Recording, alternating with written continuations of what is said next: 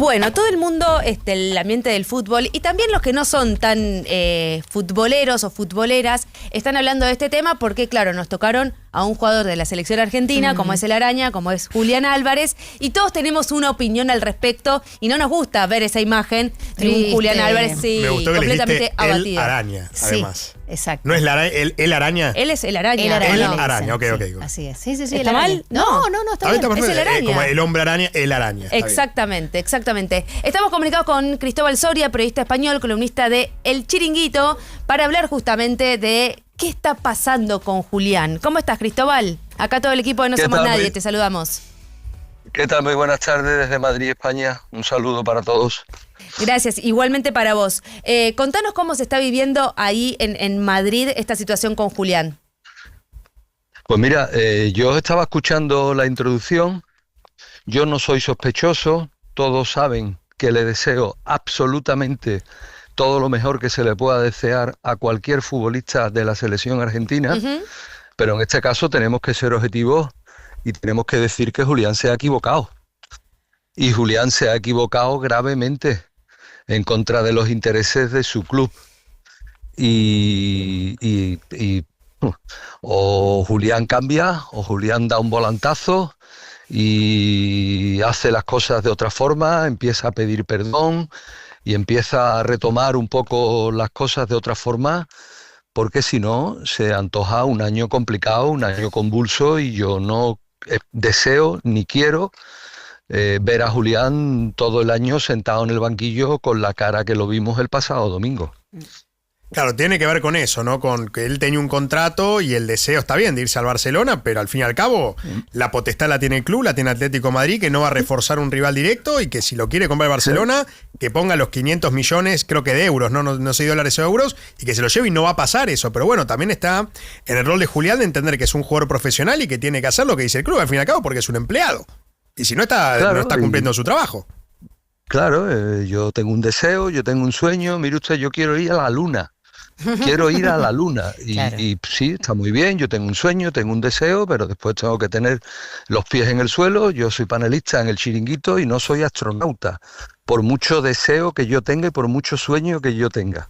Ahora, entonces, Julián ha querido forzar de alguna forma la situación, pero una vez que la situación no hay más posibilidad, no hay más vuelta hacia ningún lado, Julián creo que está tardando ya en reconsiderar y en retomar su postura y en pedir perdón, en decir que se ha equivocado, que lo va a dar todo por la camiseta y por el escudo, y espero, deseo y creo que más pronto que tarde vamos a ver esa situación por parte del Araña. Ahora, ¿dónde arranca este conflicto? Porque hay de parte de Julián un reclamo de que no se le cumplieron las cosas que se le habían dicho cuando él firma el contrato. Bueno, las cosas que se le digan cuando firma un contrato, esto es fútbol, las cosas hay que dejarlas por escrito. Lo único que sabemos es que hay un contrato en vigor que se firmó hace 6 años, del cual han pasado 3, que quedan 3 años para la finalización de dicho contrato, y que la salida de ese contrato, la rescisión de ese contrato, como bien ha dicho el compañero, se llaman 500 millones de euros. Entonces, los sueños y los deseos y demás están muy bien, pero yo creo y así lo atestiguo, de que los contratos están por encima de los deseos.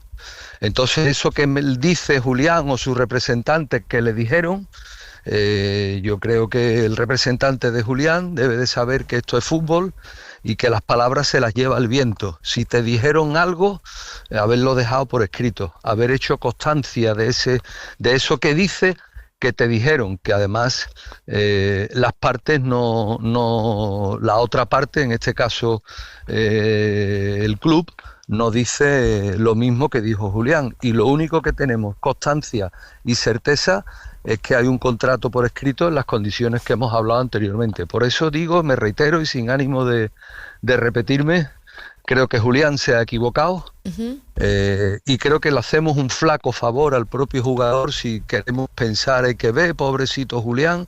Sí, pobrecito Julián por la situación que está pasando, pero ya debería de haber cambiado y haber depuesto esta actitud suya, que entiendo que no le lleva a nada bueno ni a nada positivo. ¿Cómo era la relación con el Cholo Simeone desde que llegó Julián y qué pasó en los últimos meses? Pese a que, bueno, durante el Mundial, cuando el propio Julián Álvarez habló de esta situación y de su futuro, el Cholo Simeone lo defendió a Julián Álvarez. Pero bueno, ahora frente a que la afición de la hinchada, como le decimos en Argentina, el Atlético de Madrid lo empezó a silbar, empezó a decir, bueno, el Cholo Simeone también fue muy claro respecto de la defensa de, digamos, del público del Atleti. Claro, es que el Cholo fue el gran culpable de que Julián viniese al Atlético de Madrid, y lo va a bancar, lo va a cuidar y lo va a proteger siempre, pero no a cualquier precio. Entonces yo puedo llegar a entender, como hombre de fútbol que soy, de que Julián quiera forzar de alguna forma la maquinaria para que le dejen salir al FC Barcelona. Pero una cosa es forzar la maquinaria, y si por las circunstancias que sean no se puede, como de hecho así nos han contado y nos han dicho en estas fechas de que no se puede, evidentemente Julián está tardando ya en deponer esa postura y esa actitud beligerante, ¿no? Y esa cara que tenía el pasado domingo en el banquillo cuando estaba sentado, ¿no? Es un profesional del fútbol, se debe a su club, e insisto, espero, creo y deseo que en las próximas horas, días, veremos a Julián decir que se ha equivocado, que pide perdón, que lo va a dar todo por esta camiseta y por ese escudo, y el primer día que marque 2 goles, no tengo dudas de que todos esos pitos y todos esos silbidos del pasado domingo se van a voltear en aplausos y en vítores hacia para mí uno de los 2-3 mejores delanteros del mundo. ¿Crees que la única salida a este conflicto es que Julián pida perdón, o ves más viable que acepte la oferta, creo que del Arsenal para irse de la Premier? Porque esto se tiene que resolver, bueno, ¿qué es ahora el 1 de septiembre que se cierra el mercado de pases? Sí, le quedan, o sea, aquí quedan días, queda menos de una semana, y Julián ya ha manifestado que no quiere volver a Inglaterra, que no quiere volver a la Premier. Evidentemente se vive infinitamente mejor en Madrid que en Londres, y claro, para un argentino incluso es mucho más fácil adaptarse a la Liga Española y a España como país que a la Premier y a Inglaterra, ¿no? Eso es conocido por todos. Y si Julián definitivamente decide ir al Arsenal, bueno, pues será una salida, pero no es el deseo, en este caso no es el deseo de Julián, que yo entiendo que lo que quiere es, como primera opción, ir al Barcelona, y en caso de no poder ir al Barcelona, yo creo que se va a quedar en el Atlético de Madrid. Y así me gustaría, lo quiero ver más en la Liga Española que en la Premier. Si se queda ahí en el Atlético de Madrid, ¿crees que la relación puede, en el momento en el que está ahora, puede mejorar con el correr de los días, de los meses, no solamente con el club, sino con los hinchas? Más allá de esto que decías, ¿no? Bueno, una vez que haga 2 goles, ya está, la hinchada se va a olvidar. ¿Realmente crees que se va a olvidar? Sí, porque esto es fútbol, y además tenemos un ejemplo claro, muy reciente, que es el de Antoine Griezmann. Antoine Griezmann no solo manifestó su deseo de cambiar y de dejar al Atlético de Madrid, sino que además perpetró de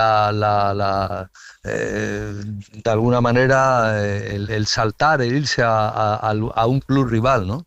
O sea, Julián ha manifestado solo un deseo, pero en el caso de Griezmann lo llevó a cabo incluso, ¿no? Y sin embargo, después, cuando volvió, hubo también un rechazo por parte de la afición del Atlético de Madrid, pero ese rechazo duró hasta que el Cholo le echó el brazo por encima y empezó a hacer goles, Antoine. En cuanto hizo 2 goles y el Cholo le echó el brazo por encima, ya sabemos cómo volvió a girar esa relación de Griezmann con los Atléticos, de la misma forma que estoy convencido que, como te digo, en las próximas horas y en los próximos días veremos a Julián hacer algo parecido como lo que hizo Griezmann. En la convocatoria anterior, para el partido anterior, no había sido convocado Julián para no exponerlo. ¿Crees que lo expusieron demasiado el domingo haberlo convocado teniendo partidos por delante como visitante? Pero es que, pero ¿cómo? Es un profesional, hay que exigirle. ¿Cómo? ¿Exponerlo?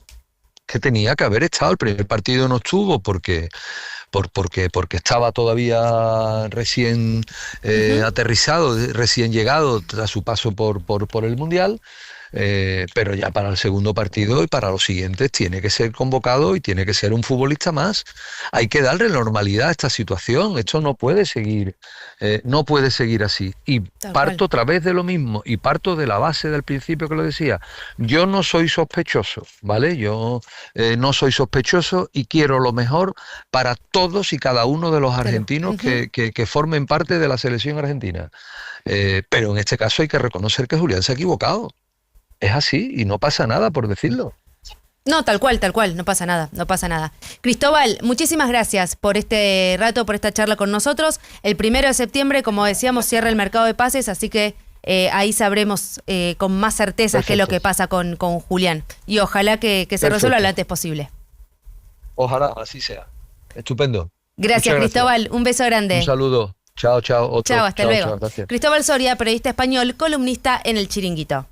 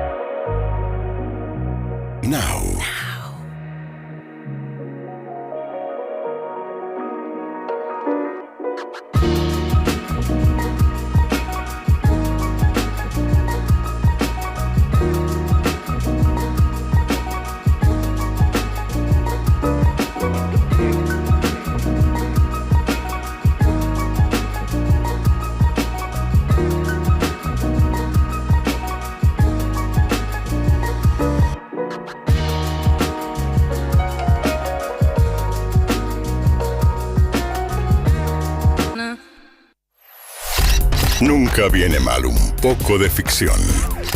Espectáculos en No Somos Nadie.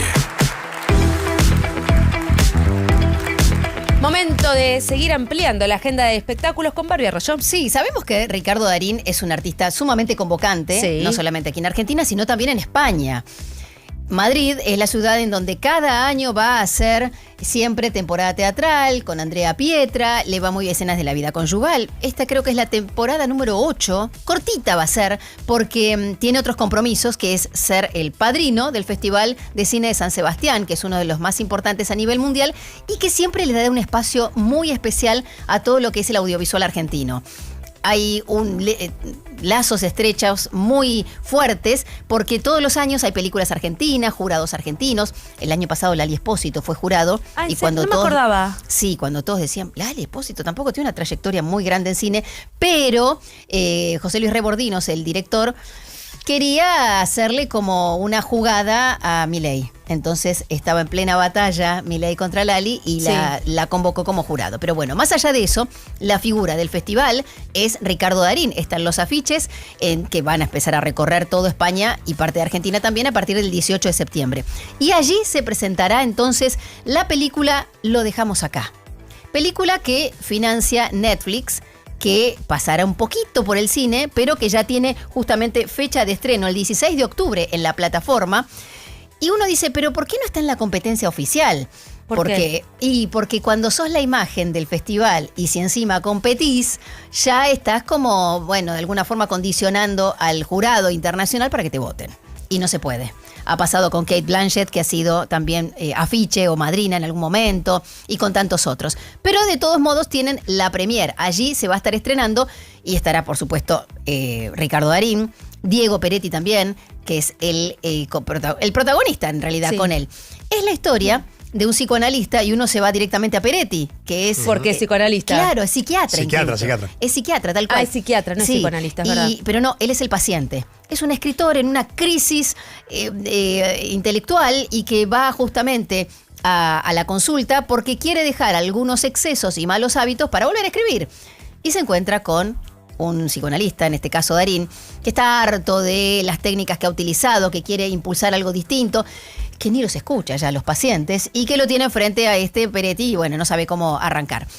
La historia está escrita por Emanuel Diez, que es el mismo autor de El Encargado, por ejemplo, Coppola y tantas otras ficciones y que va a estar también allí en el festival. Y la idea es que Netflix haga todo este lanzamiento allí y que por supuesto tengamos la oportunidad de dialogar con sus protagonistas cuando estemos allí cubriendo el festival y además con mostrar un poco de cómo se hace cine en Argentina para todos aquellos que no estén tan al tanto. Además de Darín y Peretti, estará Antonia Bengoechea. Antonia, Toni, es una actriz muy jovencita, es la hija de Alejandra Darín. Ah, mira. Sobrina de Ricardo. Y de Alex Ben, ¿se acuerdan?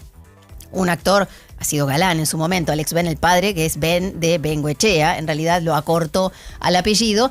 Y bueno, ella, Toni, es la sobrina de Ricardo y Ricardo, por supuesto, no la ha llevado al elenco porque es su sobrina, sino que también es una actriz que ha trabajado en Cromañón y en otras series con mucho éxito. Inés Efron, Andrea Politi, vuelve aquella pareja Politi-Darín, cuando hicieron El amor menos pensado. A ver si tienen en la cabeza aquella escena. A ver. Se conocieron por Tinder. Darín había dejado un matrimonio de 20 y tantos años con Mercedes Morán porque se dieron cuenta que cuando se provocó el nido vacío, el hijo viajaba a Europa, dijeron, ¿qué hago yo al lado de este? Él recurrió a Tinder.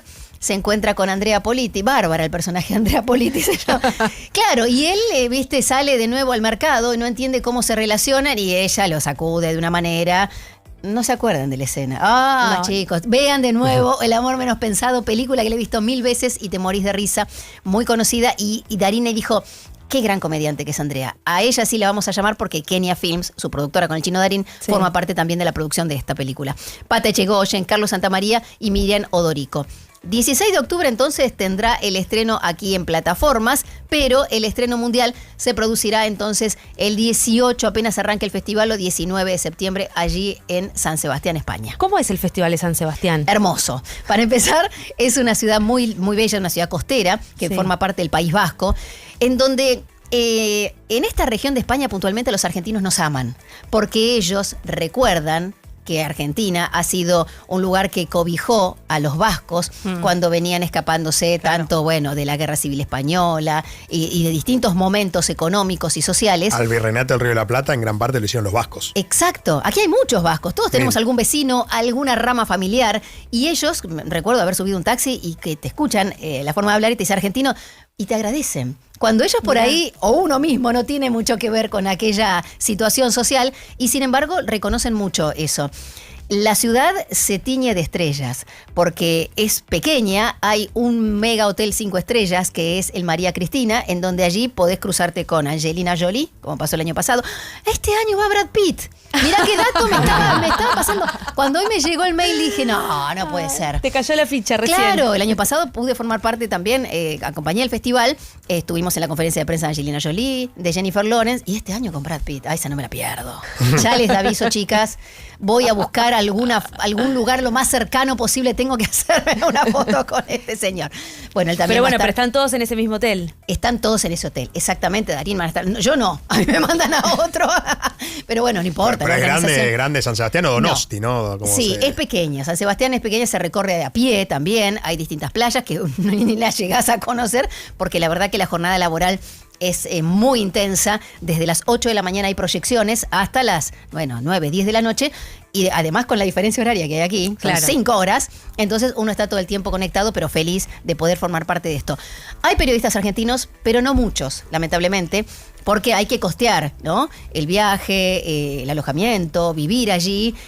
Por suerte, Now 979 estamos invitados por el Festival de San Sebastián, así que por ese lado estamos felices y agradecidos.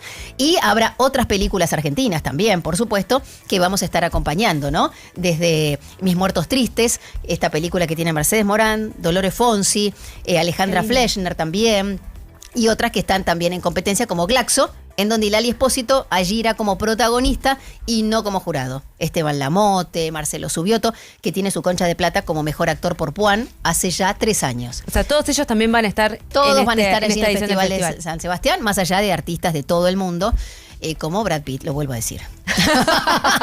Por si no quedó claro. Por si no se lo habían escuchado. Gracias, Farbi. Nos quedamos en Europa porque el Papa León XIV recibirá este jueves en el Vaticano las máximas autoridades de la Conferencia Episcopal Argentina. Esto es en el marco de la visita que va a hacer a nuestro país el próximo desde el 8 al 11 de noviembre de este año. 3 días después, el domingo, llegará a Buenos Aires una nueva avanzada de la Santa Sede, o sea, este domingo, encabezada por el responsable de organizar los viajes internacionales del Papa y claro, es el que organiza los viajes internacionales y el que refuerza todo el área de seguridad cuando el Papa sale a recorrer distintos escenarios debido a las actividades papales que tenga proyectadas en el país que visite.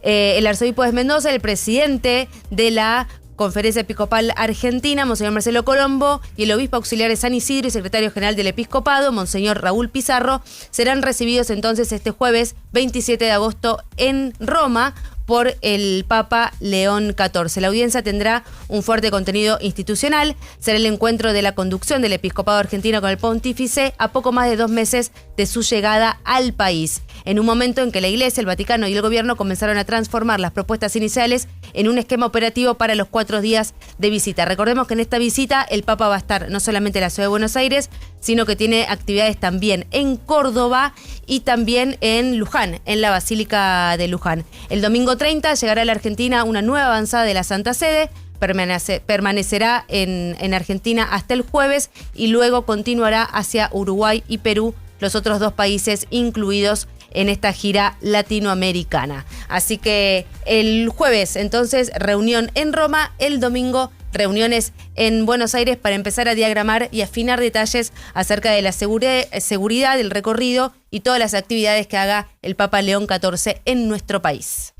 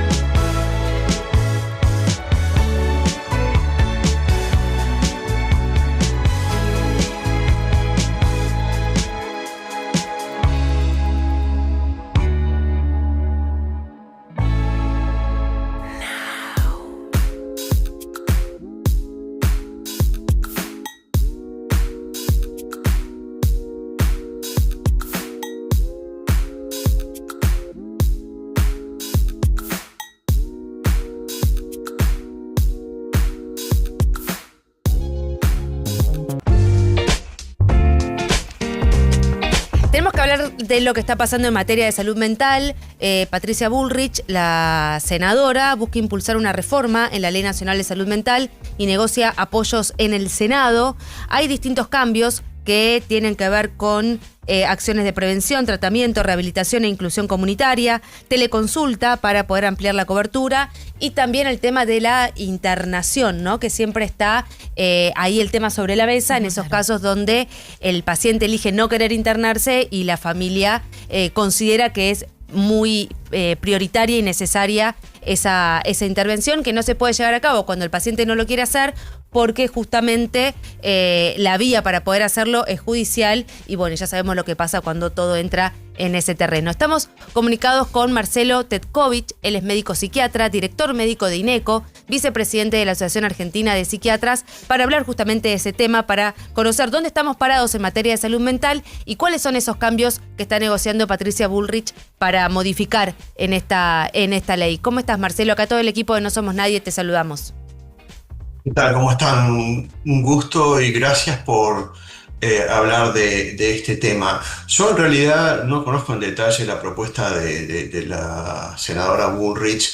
Entiendo por lo que vi en las noticias que va en el sentido de las propuestas que venimos haciendo y quiero dejar en claro esto, que las asociaciones psiquiátricas venimos proponiendo modificaciones a esta ley hace mucho tiempo, porque es una ley que nació con defectos de origen que tuvieron que ver con yo no tengo ningún empacho en afirmarlo, una falta de experticia en el campo real de la salud mental de muchos de los gestores de la ley, que fue una ley que nació muy ideologizada, pero con muy poco contenido científico-técnico, lo cual generó confusión en un montón de situaciones y particularmente en una situación crítica como es el tema de las internaciones.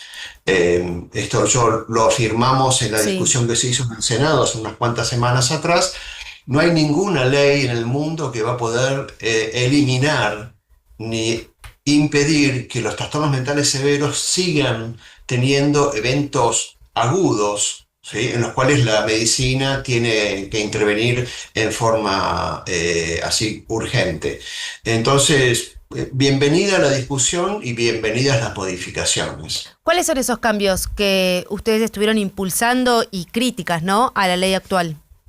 La ley actual generó una gran confusión con la indicación de la internación. Anteriormente, una persona en situación de crisis podía ser internada con 2 órdenes de internación de 2 médicos psiquiatras y eso la ley lo canceló, y eso proponiendo una evaluación por un equipos interdisciplinarios que nunca están disponibles, pero fundamentalmente eso generó confusión, porque no fue que las personas no se podían internar, sino que había que cumplir una serie de requisitos que dilataron en muchos casos internaciones que eran necesarias y urgentes, y esto se tradujo en algunos casos bastante dramáticos y dilaciones en internaciones. Es importante tener presente que dentro del campo de la salud mental, a lo que nosotros nos dedicamos, que son los trastornos mentales más severos, hay situaciones de emergencia. Y esas situaciones de emergencia las tiene que resolver,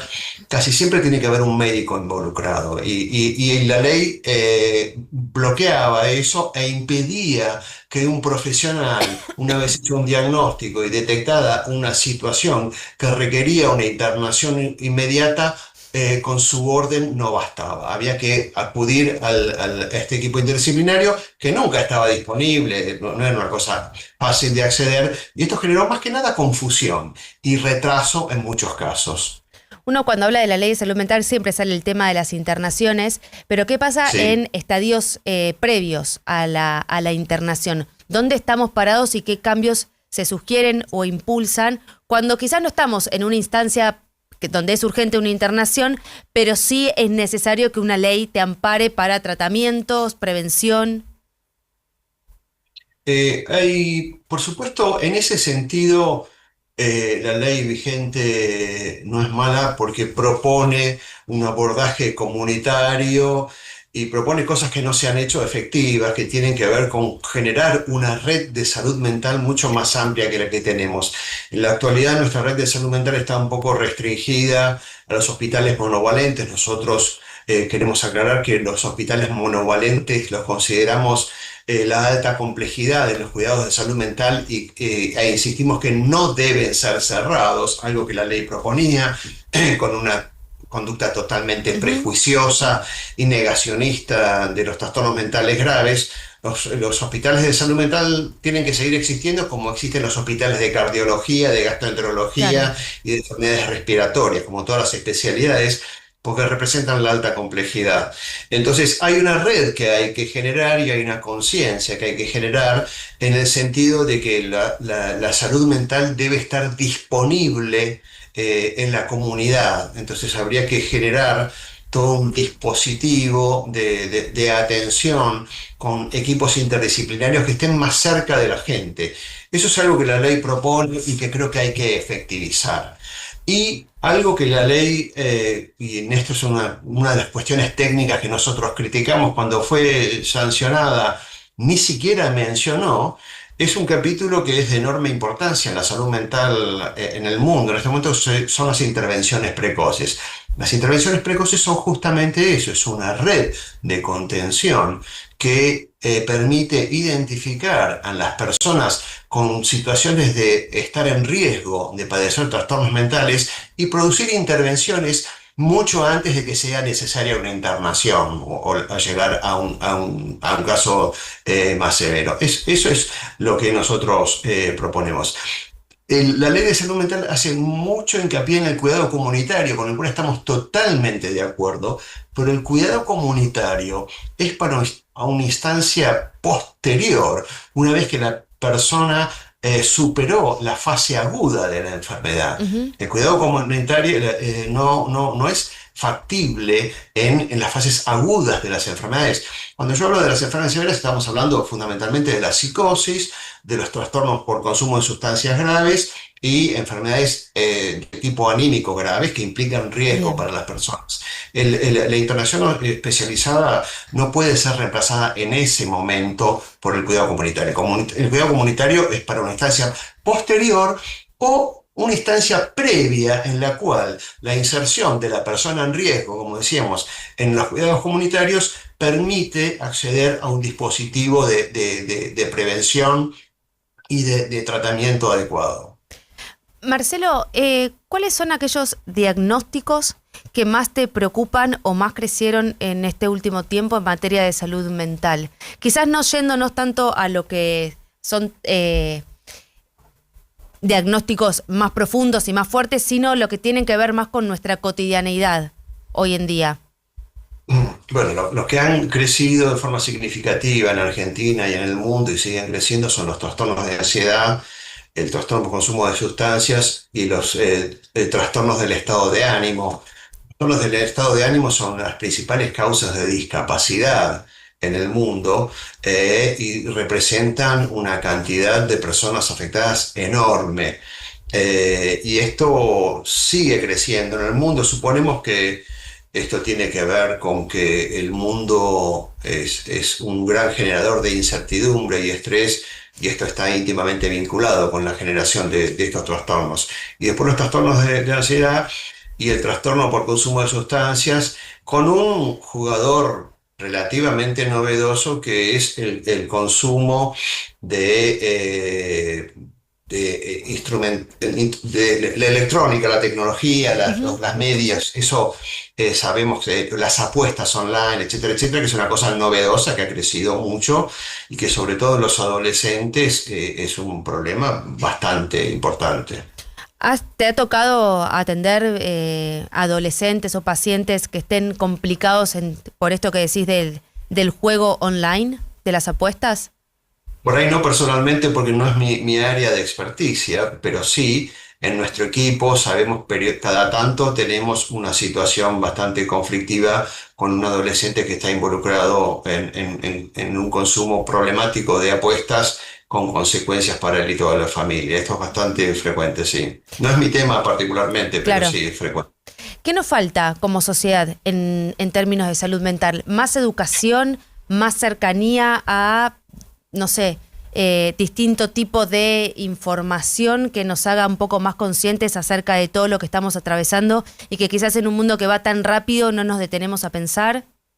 O sea, como comunidad, ¿qué es lo que podemos, qué herramientas tenemos?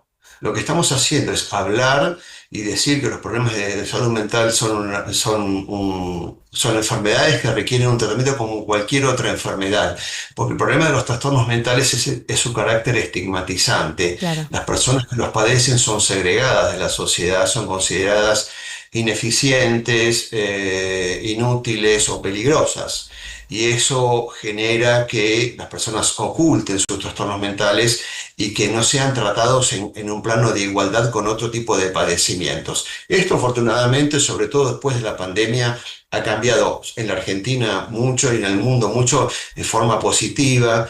Y hoy en día uno ve que dentro, por ejemplo, de las redes sociales, cada día hay más actores, personas afectadas con trastornos mentales que tienen una postura militante de divulgar sus padecimientos y la importancia de ser reconocidos y recibir tratamiento. Eso es un aspecto positivo que nosotros vemos de las redes sociales. No somos un país que tenemos bajo nivel de conciencia sobre los trastornos mentales, pero necesitamos convertir ese nivel de conciencia en medidas efectivas que nos permitan llegar en tiempo y forma donde son necesarios. Y tengamos presente algo que es muy importante. La mayor parte de los trastornos mentales, los más severos sobre todo, comienzan en la adolescencia y en la juventud temprana. Y ahí es donde tenemos que dirigir nuestra mirada, y una de las cosas que nos preocupa es que el consumo de sustancias es un factor que complica mucho el escenario, porque sabemos que personas que tienen predisposición a padecer trastornos mentales serios, el consumo de sustancias, y sobre todo la que todo el mundo considera la más inocua, que es el cannabis, es un factor problemático, porque en las personas predispuestas el consumo de cannabis acelera la transición, Claro. es decir, acelera que la enfermedad se manifieste en forma plena. Hay que hablar, lo que estamos haciendo, yo les agradezco mucho, porque lo que tenemos que hacer es hablar y concientizar. Hay que hablar incluso en las escuelas de todo esto. Absolutamente. Nosotros en INECO tenemos todo un programa que estamos desarrollando, la Fundación INECO, de concientización a nivel escolar, de cómo hablar de temas difíciles, de cómo trabajar la regulación emocional, porque es en las escuelas donde vamos a detectar a los chicos que están en riesgo de padecer trastornos y donde tenemos una enorme posibilidad de actuar e intervenir y producir efectos beneficiosos. Marcelo, muchísimas gracias por tu tiempo, por tu claridad y esta charla. Un saludo. Marcelo Setkovich, médico psiquiatra, director médico de INECO, vicepresidente de la Asociación Argentina de Psiquiatrías.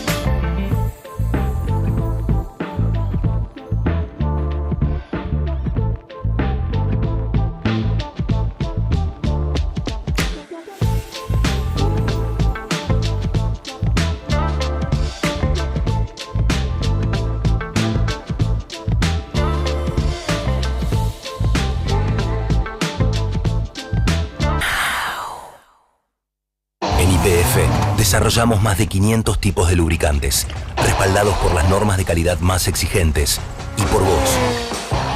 Porque no todo es lo mismo. Tenemos un lubricante para cada tipo de motor pensado para rendir al máximo. Lubricantes IPF, calidad que fluye en cada motor. Baquiano Almacén presenta sus boxes gourmet, una propuesta exclusiva con vinos seleccionados, quesos y fiambres premium, pensada especialmente para regalar y compartir. Recibí atención personalizada en sus locales de Almagro, Caballito y Villa Crespo. Hacé tu pedido por Instagram en @baquianoalmacén. Baquiano Almacén, el almacén de tu barrio.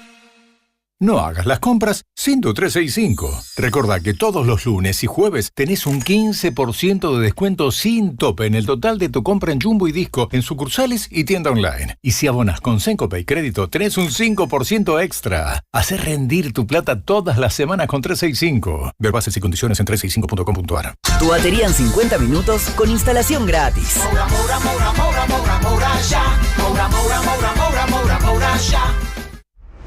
Justo antes de que tu día haga clank. No somos nadie. Con Juan Pablo Barsky y Eleonora Pérez Caresi. De 10 a 14 por Now 97.9.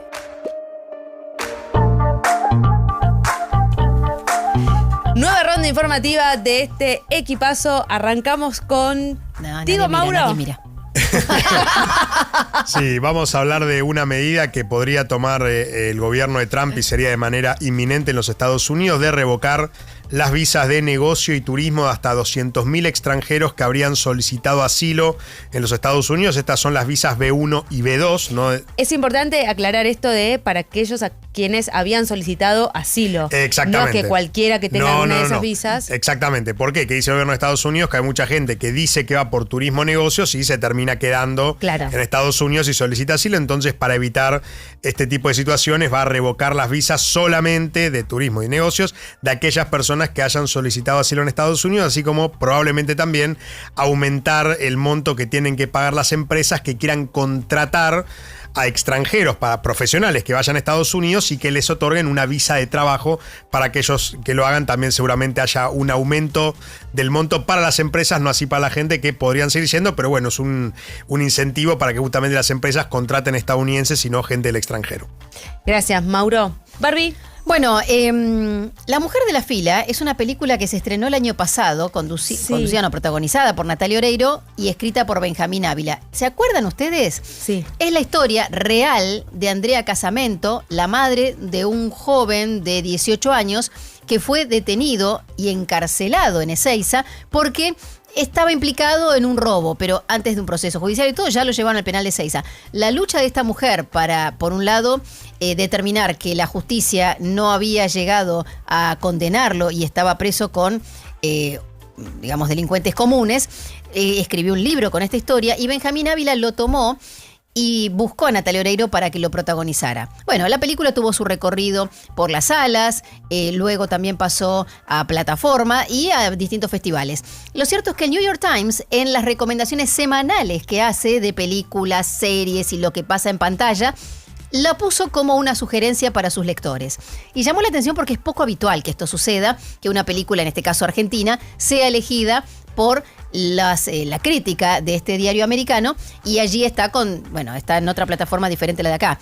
Acá está por Prime Video y allá está por Netflix, porque las programaciones son distintas, y eligió justamente una imagen de la protagonista, de la actriz uruguaya, Natalia Oreiro, contando un poco de Woman in the Line, en este caso, cuál es la historia y por qué ellos la sugieren, ¿no? Rescatan este poder de una madre para luchar contra el sistema judicial, en este caso, y toda la lucha que ella hace para determinar que su hijo es inocente. Así que La Mujer de la Fila, entonces, una de las sugerencias del New York Times y la sugerencia que hacemos siempre aquí también, porque es una película muy interesante para verla y completamente distinto al registro como actriz de Oreiro de lo que en este momento está en pantalla grande, que es Yo Narciso, que es una comedia. Acá es un drama, ha hecho cambios físicos y se ha comprometido mucho, no solamente en la actuación, sino también en la producción. Y la canción del final la canta ella, canción de las simples cosas, con la guitarra de Moyo. De Moyo. Así es. ¿Dónde se puede ver? Está en Prime Video. En Prime Video, sí. Ok. Gracias, Barbie. Eugen. Bueno, vamos a hablar sobre las importaciones de cosas chiquitas. Estoy hablando de las importaciones vía courier, aquellas que vos desde tu casa podés agarrar una de estas aplicaciones tipo Shein, Temu, puede ser Amazon, por ejemplo, pero que vienen desde el exterior y que en el último tiempo se aceleraron bastante. Un informe, un dato de la consultora analítica habla de 751 millones de dólares, un 83,9% más que en el igual periodo de 2025. En los primeros 7 meses se importaron por esta vía y que de mantenerse este volumen de importación para septiembre, es decir, un mes más, vamos a haber alcanzado todo lo importado de esta forma en 2025. Es decir, en 9 meses vamos a haber alcanzado lo de todo un año. Tengamos en cuenta lo siguiente. A ver. El año pasado fue un año electoral en el que el dólar se movió bastante. Este fue un año en el que el dólar también se movió, pero se movió menos. Y en ese moverse menos y en mantenerse un tipo de cambio relativamente estable, el salario medido en dólares también se mantuvo bastante. Hablábamos, esto parece medio un loco porque hablábamos hace un rato sobre la caída del salario real. Estamos hablando de la caída en pesos medido contra pesos. Esto es otro tipo de medición que es el salario en dólares y es la primera vez que cae en julio, después de 7 meses consecutivos de suba. ¿Por qué cae? Porque justamente crece un poquitito el dólar, pero cuando el dólar se mantiene más o menos estable, entonces el salario en dólares se mantiene estable o creciendo un poquitito. Bueno, esa es la razón. Pero lo cierto es que estas compras, que son las de paquetes de menos de 50 kilos y hasta $3.000 al año, es que están aumentando y están aumentando mucho, sobre todo vía estas aplicaciones. Gracias, Euge. Tenemos que hablar de una noticia bastante insólita en algún punto. Un hombre tenía un sueño y fue a cumplirlo. Muy bien. Nada No lo importa, detuvo. nada lo detuvo. Pero está muy bien, uno va tras su sueño siempre. Pero no midió las consecuencias. A ver. Su sueño era manejar un colectivo. Y aquí que pasa por una de esas bases donde están los colectivos estacionados y encuentra una unidad que estaba con el motor en marcha. No solamente la llave puesta, sino el motor. Entonces sintió, este es un mensaje del cielo, este es el mensaje que estaba esperando, claro. Es ahora o nunca, así que se subió y arrancó. Lo insólito de todo esto es que, claro, lo primero que pensás, me robaron el colectivo. No, él se hizo pasar por chofer, cumplió con absolutamente todas las paradas. Se sabía el recorrido falsificó de la línea. ¿Vieron el papel que tienen los choferes que se lo tienen que ir dando a los que están en algunas paradas de la empresa? Inspectores. A los inspectores lo falsificó. O sea, te da número de bajo falso, todo. Está recontra preparado. Uniforme. Un profesional. Uniforme de la empresa. Él fue a buscar su oportunidad. Para mí estaba dando vueltas hacía varios días. Sí, observó todo. Se habrá sentado adelante, vieron, mirando todo lo que hacía el chofer. ¿No era un ex empleado despedido? No. Es una persona que ahora le están haciendo distintos estudios, están viendo si tiene algún problema psiquiátrico y al menos y obsesión demás. seguro. Bueno. Obsesión sí. Digo, no como un problema, pero digo, la obsesión con decir, imagínense, una cosa es decir, por ejemplo, yo siempre quise ser carnicero. A mí siempre me encantó la carnicería, pero no voy a necesariamente colarme en una carnicería y estudiar todo para ver cómo puedo entrar sin que se den cuenta. ¿En qué momento puedo entrar para cortar la carne? Sí, ese tipo de cosas. O sea, te tiene que tener algo que lo lleve a ese tipo de una obsesión con entrar y ser chofer de colectivo de manera ilegal y poniendo en peligro la vida de muchos también, porque no es chofer de colectivo. Bueno, él hizo el recorrido. Llegó a la terminal. Fue a todas las paradas correspondientes. Le firmaron la planilla, cobró los pasajes y en un momento le roza el colectivo a otro de la misma línea. Viste que entre los choferes se conocen. Sí, claro. Son compañeros. Vos, ¿quién sos? Pero además hay que manejar semejante vehículo, ¿no? Sí, Qué no es difícil. fácil, no es fácil. Claro. Lo hizo bastante bien. Pero aparte se sabía el recorrido. Yo igual agradezco el recorrido. Todo. Si fuera y usuario, respetó las agradezco. paradas. Viste que hay choferes que no te respetan las paradas. Te pasan cuasi vacíos y no te frenan. Claro. Sabía cómo cobrar el boleto, acá apunta nuestra operadora cómo cobrar el Méndez, boleto. que no es fácil, es verdad, porque vos ves a los colectiveros que tocan 2, 3 botones así, de repente, 1.100 pesos. ¿Cómo hizo? Pero ahora es más fácil. Eso es observación. Antes tenían que cortar el boleto y dar el vuelto. Antes había más habilidad. Y con cambio el colectivo, no era automático. Pero vos tenés al que te dice, voy hasta Carranza y Cabrera. Sí. Voy hasta tal lado y el que te dice 1.100. Claro. Por ejemplo. Y capaz que se Tal baja cual. Es otro botón. Sí, tal cual. a tal final cual. de recorrido. Pero bueno, Es verdad, tenía terminó el mucho cuento? conocimiento. Bueno, el chofer, el otro chofer al que él choca, que no lo reconoce, llama a la terminal y dice, che, me pasó esto, no conozco. Pará, pero ese interno no estaba autorizado a salir. Bueno, pero está acá. Llaman a la policía, va la policía, lo detienen, cuando le cuenta toda la historia. Su explicación fue, quería cumplir mi sueño. Bueno. Él fue lo único que... Creo que tenía, ¿Qué estabas no haciendo? lo sé, Quería no cumplir sé, mi tenía sueño. un cuchillo. Bueno. Tenía un cuchillo entre sus pertenencias, Por cualquier pero cosa que nunca, podía pasar. Nunca lo utilizó. Bueno, no nunca lo utilizó, hizo nada. pero ahí es como que agravó un poquito la podía situación. justificarlo con la inseguridad de los, Claro. de los Claro, colectiveros el- del conurbano. era por la defensa personal. Bastante estigmatizante, pero es cierto. No, claro, si llevaba también un tenedor, decía lo llevo para el almuerzo. Sí, Claro, a ver, más no fácil. estamos avalando para nada No, lo que pero- sucedió. Simplemente nos causa gracia lo insólito, ¿no? Claro. De que tenías el sueño de ser chofer de colectivo, esperaste hasta encontrar un colectivo en marcha en una base donde están todos los internos parados, encontraste uno, te subiste y respetaste todo el recorrido. Claro. Y jugaste... Hacer colectivero por un día de verdad. Lo que me Claro. gustaría saber es si él, a ver, claramente lo tenía premeditado. Si en Sí. en esa premeditación el final era, no, yo lo iba a devolver Claro. e irme así Era su tranquilito idea. a mi casa Ya y que está. nadie me vea, o era devolverlo y decirle, por favor, contrátenme, o era, Claro, no ¿cuál era sé, el final? quiero saber Claro. cuál era el final de El final de esta su, historia. Sí, De su deseo. de su deseo, de su misión. Vamos a pedirle a la gente de la Fiscalía número 2 de Morón. Claro, que nos diga cuál era la misión. Claro, que nos resuelva este enigma.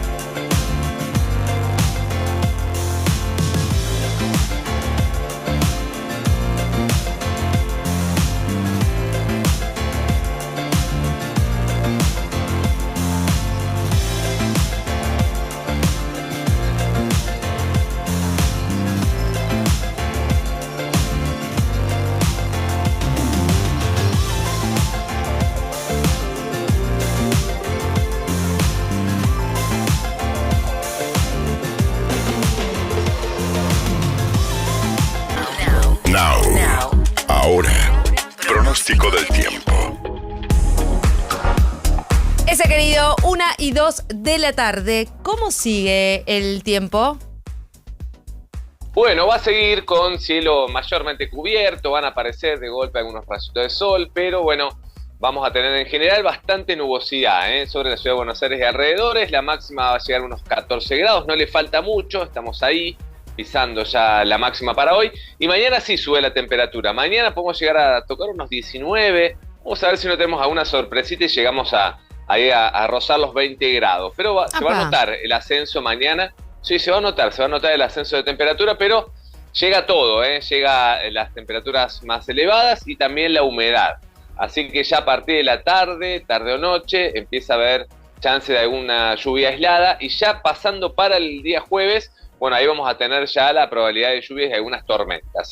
Así que llega el tiempo inestable, pero con la promesa de que el viernes y sábado ya otra vez mejora, con buenas temperaturas y con sol. Así que viene todo lo mejor, llega hasta el fin de semana. Todo. Me encanta. Yo quiero que... Atajo los reclamos. Me encantaría que la gente te vea en cada una de tus salidas a través del canal 21.1 de TDA, canal 85 de Flow o a través del canal de YouTube, para que vea cómo se te va transformando la cara y nos vas tirando como las malas noticias lo más rápido que puedas y se te va transformando en una sonrisa, claro, hasta que nos tirás la buena de sube la temperatura, aparece el sol. Claro, sí, compadre, no me corran. Bueno, ahí está. Y lo que sí, en zona cordillerana ahí no podemos arreglar mucho porque entre hoy y mañana nevadas importantes en todo lo que es Mendoza y sobre todo Neuquén. En zona cordillerana, vuelvo a repetir, alerta naranja esa zona. Así que el paso fronterizo va a continuar complicado. Después de mañana va a seguir habiendo nevadas, pero de menor intensidad. Así que veremos cómo lo van a manejar. Pero hasta el fin de semana puede haber nevadas. Las más intensas entre hoy y mañana. Gracias, Cece. Hablamos mañana. Hasta mañana. Beso grande. Romy, querida, ¿cómo está la calle? Bueno, la calle continúa complicada, Elia. Vos sabés que ha sido una mañana muy difícil. Ahora en estos momentos se dio un choque y vuelco en el barrio de Pompeya. Esto es en la intersección de Santa Catalina y Herenascano. Ahí el tránsito está cortado en forma parcial. Se da un choque entre dos vehículos, uno termina volcando, queda en forma lateralizada y SAME tuvo que asistir a 3 personas, entre ellas una mujer embarazada que sufrió politraumatismos y ha sido derivada al Hospital Pena. Los otros 2 heridos también derivados a los hospitales de la ciudad. El tránsito está cortado en forma parcial en el barrio de Pompeya sobre Santa Catalina y está el operativo de seguridad y esto está generando muchas demoras y complicaciones en la zona.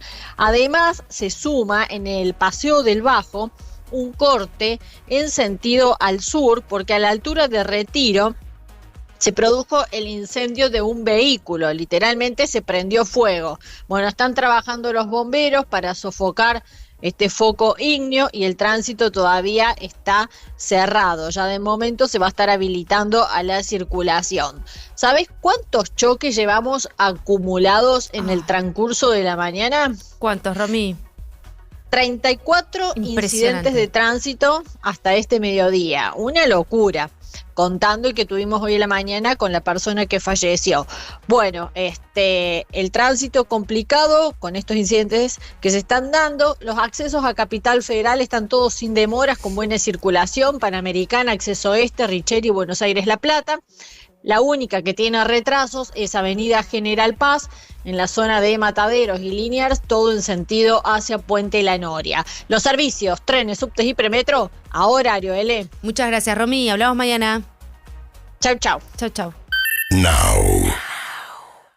Es natural probar algo nuevo en cada comida. Barbacoa Natura llegó y se queda en tu vida. Es natural elegir Natura. Hay un momento de la tarde en el que lo más importante es estar bien rodeado. Coworker, con Agustina Casanova y Mariano Almada. Actualidad para decidir y música para acompañar en un mismo espacio. Coworker, de lunes a viernes, de 14 a 17. Un nuevo punto de vista en Now 97.9, tu nueva radio. Tu batería en 50 minutos con instalación gratis.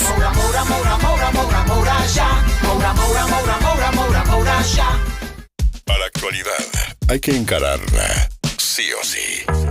No somos nadie. Con Juan Pablo Varsky y Eleonora Pérez Caresi. De 10 a 14. Por Now 97.9.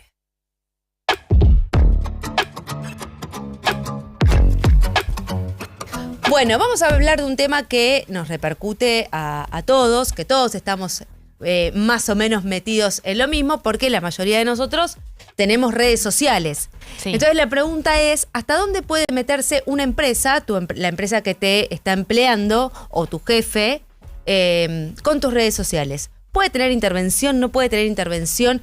¿Influyen tus redes sociales a la hora de ser contratado en algún tipo de empleo, algún tipo de compañía y demás? ¿Tienen derecho a utilizar tus redes sociales y la información que vos volcás ahí para definir si te contratan o no te contratan? ¿Y qué sucede una vez que te contratan mientras vos estás trabajando? ¿Qué pasa con tus redes sociales? ¿Se pueden o no se pueden meter ahí? Y depende de la tarea que tenga que hacer, ¿no? Claro.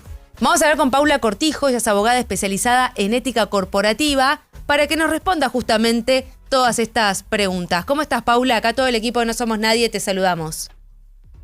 Hola, ¿cómo les va a todos? Buen día. Bien, muy bien. Bueno, ¿hasta dónde se pueden meter las empresas, nuestros jefes, con nuestras redes sociales? Bueno, miren, la verdad es que como vos decías recién, todos tenemos redes sociales, todos usamos redes sociales, por lo cual está buenísimo para empezar a distinguir de qué red social estamos hablando, ¿verdad? Porque por un lado tenemos LinkedIn, sí, que es súper profesional, en donde todos nos mostramos como si queremos que nos vean, y por otro lado tenemos las otras redes sociales en donde nosotros mostramos nuestra vida, ¿verdad? Sí. Ahora, resulta que todo lo que nosotros publicamos tenemos que ser conscientes de que llega a todo el mundo, incluido mi jefe, mi jefa, mis compañeros de trabajo, ¿verdad? Y las personas que me están mirando para tomarme para un futuro o posible empleo. Claro. Por lo cual, la respuesta es, efectivamente, todo el mundo puede mirar todo. ¿Por qué tu jefe o por qué tu empresa no podría verlo? Pero ¿cuánto influye en cuanto a las decisiones laborales de tu vida? La verdad es que no debería influir en absolutamente nada, ya que todos tenemos el derecho de poder publicar nuestras ideas, podemos pensar distinto, ya sea desde el punto de vista político, religioso, de lo que fuere. Ahora, si efectivamente, si nosotros publicamos temas que sí hacen a nuestro trabajo, a nuestra empresa, o por ejemplo a nuestros compañeros de trabajo, entonces por supuesto que la empresa o mi jefe sí pueden tener intervención. ¿Qué tipo de intervención pueden tener? Mira, las empresas que están más avanzadas, resulta que tienen ya establecido en sus códigos de conducta qué es lo que pueden hacer o no los colaboradores en general y en particular con el tema que estamos tratando con respecto a las redes sociales. ¿Qué podés publicar y qué no? Por ejemplo, no podés publicar fotos de instalaciones de la empresa, no podés publicar información de la empresa, no podés publicar fotos de tus compañeros, ¿no? Mientras estás en el horario de trabajo. Lo cual hasta acá suena lógico, ¿verdad? Sí. Hasta ahí sí. Excelente.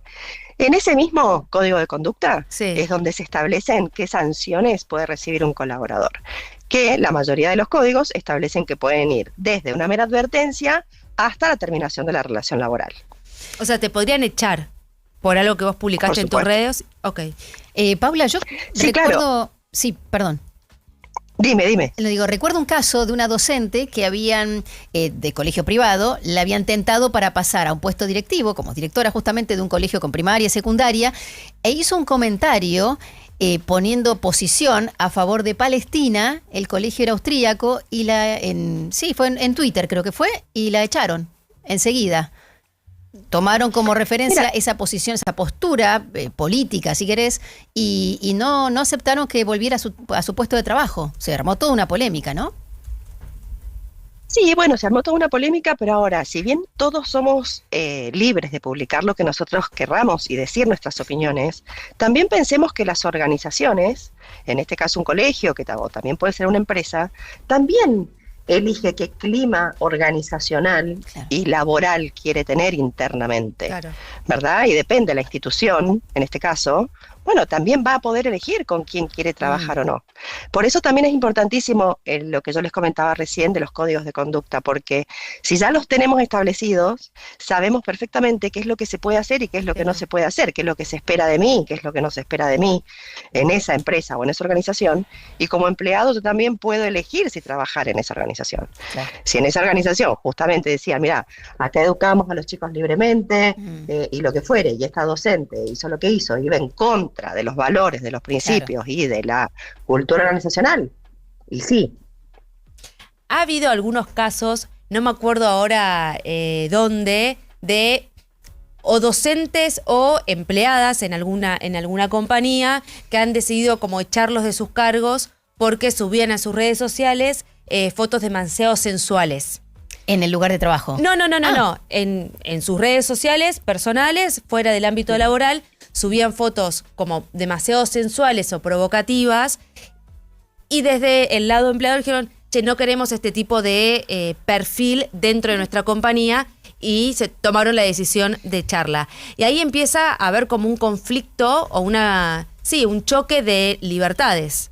La libertad de una persona de utilizar sus redes sociales como muy personales y publicar lo que quiere y de la forma que quiere, y la libertad de la empresa de decidir si quiere o no quiere tenerte como empleado o como empleada. Siempre va a haber ese choque. En todos los derechos siempre hay un choque, ¿verdad? Sí. Supuestamente el mío termina donde empieza el tuyo y el tuyo termina donde empieza el mío. La realidad es que si esa institución, como les digo, hubiera tenido reglas claras desde el principio, no hubiera sucedido. Ahora, también hay otros casos en donde, por ejemplo, no es el colaborador el que publica, sino que lo publican, ¿verdad? Sí. Hay un caso que fue famoso, que es reciente, que es el caso de Coldplay. Eso te iba a decir, la pareja, ¿no? La pareja estaba siendo infiel. ¿Te acuerdan? ¡Qué escándalo! Fue espectacular. Bueno, pero fue no para un ellos. lugar. Sí, para ustedes. Para ahí de donde lo van a echar desde la casa. Principalmente. Y de la empresa también los echaron. Y de la empresa también los echaron. Bueno, y ahí también es donde hay que, cuando uno trabaja dentro de empresas, logramos identificar que hay otro montón de información que se maneja y que desde afuera uno dice lo echan, o lo echaron. Bueno, no, a lo mejor estaban pasando otro montón de cosas y no lo echaron solamente por eso, sí. ¿Ok? Pero les vino bárbaro. Pero mira, la verdad es que fue un caso que está buenísimo para analizarlo, porque, como dijimos, no lo subieron ellos, sino que lo subió, de hecho, alguien del equipo de Coldplay, ¿no? Que estaba justo grabando y subió esto.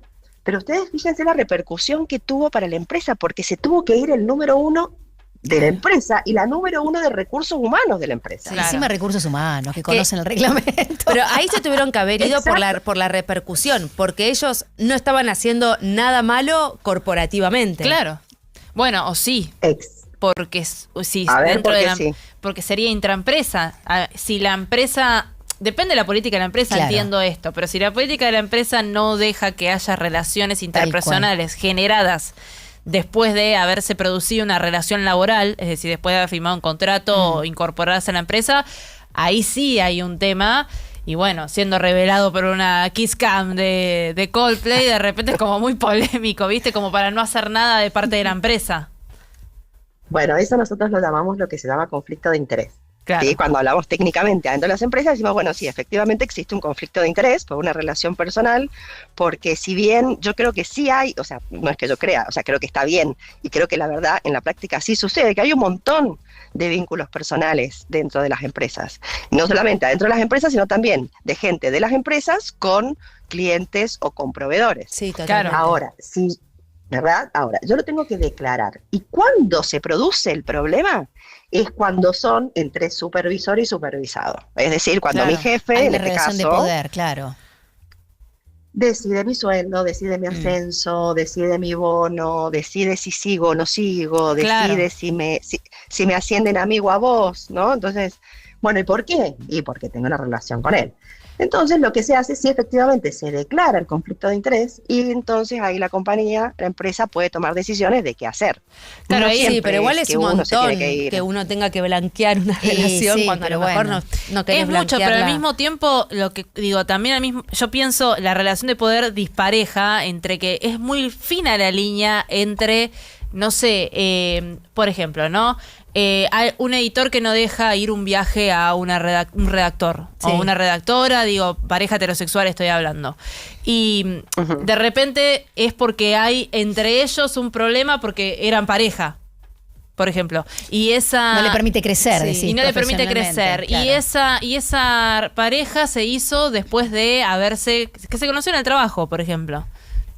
Pienso ese tipo de relaciones. Es muy difícil, sí. es una línea difícil. Si te dejan, eso no debería pasar, o sea, sí te deberían dejar.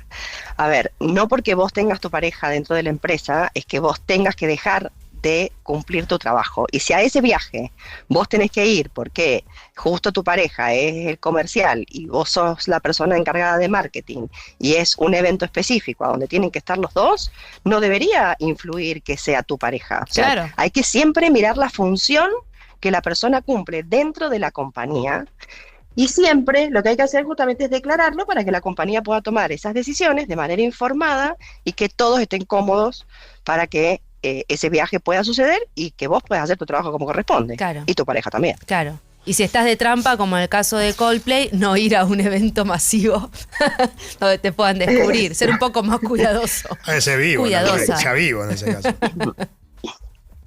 Completamente de acuerdo. La verdad que hoy vivimos en un mundo que está completamente viralizado y no sabemos en qué momento nos están grabando. Entonces, Obvio. si queremos hacer algo que va a afectar, digamos, o por lo menos nuestro trabajo, es siempre pensar primero. Nunca publicar cosas en redes cuando estoy enojado. Claro. Y sobre todo es cuando trabajo en determinadas empresas, saber que muchas de ellas tienen un lugar específico donde yo tengo que canalizar esa información, que son canales de denuncias anónimos, que empezaron siendo un buzón en un pasillo. Claro. ¿No? Imagínense ustedes yendo ahora a un pasillo, ¿no? Y dejando el buzón y dicen, ay, mira, me parece que Leonora se acercó al buzón, así que seguro que algo pasó. Así que por lo cual, por Genial supuesto, eso. que eso era genial, pero bueno, Un no chumerío funcionaba tremendo. mucho. Tremendo. Entonces de ahí se pasó a poner cajitas en los baños, que les cuento porque A ver. antes eran cajitas transparentes. Entonces, imagínate, vos ibas al baño y veías que habían papelitos ahí adentro. Claro. Entonces, claro, la gente le empezaba a pegar a las cajitas a ver si el papelito. Claro. ¿Será que me denunciaron a mí? ¿Verdad? Wow. Entonces, ahora sí, efectivamente, tenemos canales de denuncias anónimos que son plataformas, son links donde uno entra, lo puede hacer donde vos quieras, sin que nadie te vea, desde tu casa, no se puede rastrear el IP, y ahí es donde uno tiene que contar o uno tiene que decir lo que realmente le pasa dentro de la empresa para que la empresa tenga esa información y pueda gestionar.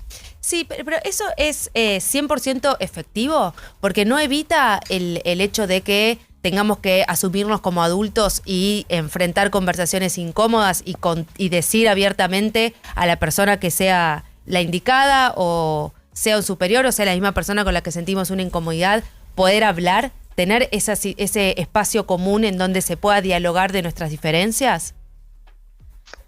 Muy bueno, sería genial. A mí En un el mundo donde utópico. Realmente me gustaría trabajar.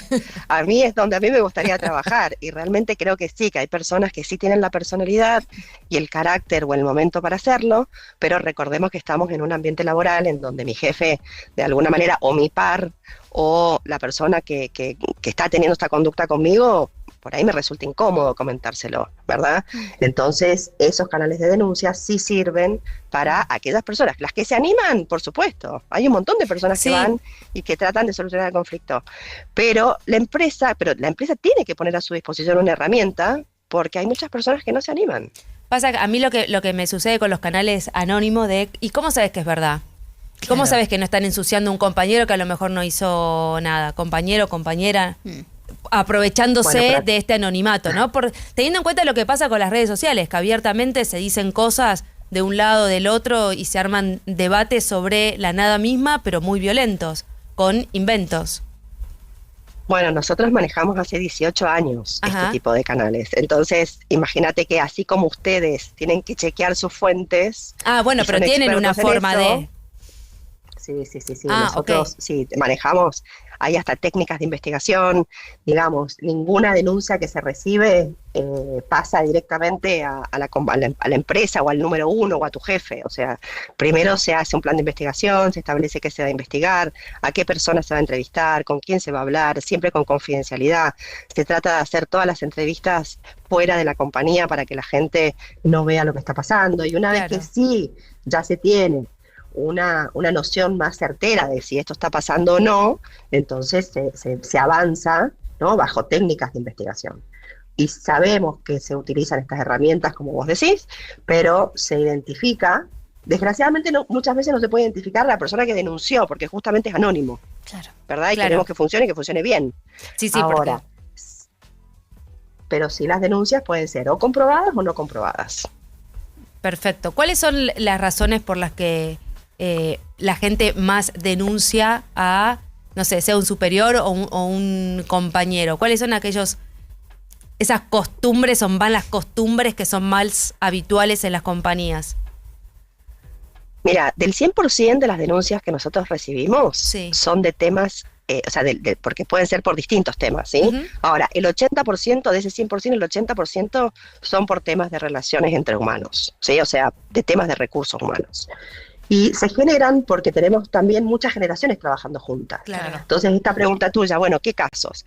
Sí, acosos laborales, sí, y acosos sexuales son los que están en el ranking, ¿no? Las denuncias que más se reciben y que la gente más hace. Pero el tema es, ¿qué se entiende por acoso laboral y por acoso sexual cuando tenemos tantas generaciones trabajando juntas? Claro. ¿No? Por ahí estamos con personas que son más grandes y que por caballeros te abren la puerta para dejarte pasar, y por ahí una persona más chica cree que la está dejando pasar porque quiere mirarle la espalda, ¿verdad? Claro. O un poco más abajo a lo mejor. Entonces, vivimos en este presente hoy, en donde esa línea que vos hablabas recién, bueno, ¿cuál es la línea? Bueno, hay que ir marcándola permanentemente. Por eso, aparte de que las empresas, es importante de que tengan sus reglas claras establecidas previas y que tengan canales de denuncias, por supuesto que también tienen que siempre hacer capacitación y sacar estos temas con ejemplos concretos. Tal cual. En esas capacitaciones es hablar con los empleados y generar como esos espacios seguros, ¿no? Para que se puedan generar esas capacitaciones y esos diálogos, esas conversaciones. Siempre con ejemplos y siempre preguntando y siempre buscando distintas alternativas para que intentar de que todos se animen, ¿no? Y de que a todos les quede claro qué es lo que se puede hacer y qué es lo que no se puede hacer en esa empresa, que como les dije recién, cada empresa es particular dentro de la cultura organizacional que tiene. Paula, muchísimas gracias por tu tiempo y por esta charla con nosotros. Muchísimas gracias a ustedes, les mando un saludo. Adiós. Beso grande. Paula Cortijo, abogada especializada en ética corporativa.